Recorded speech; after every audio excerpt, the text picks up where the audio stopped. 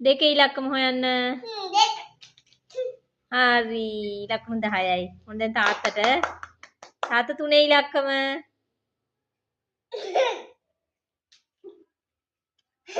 හරි. හරි. දැන් 5. පහක් තියෙන්නේ නෑ. හරි. 10යි.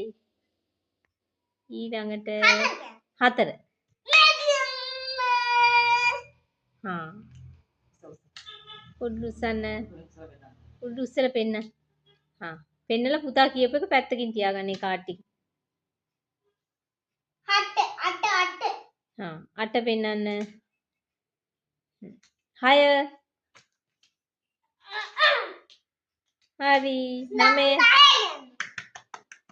7. ලකුණු 12යි ලකුණු. ආ එකේ ඉලක්කම. එකකෝ. very good very good. 9. 9 තමයි. very good.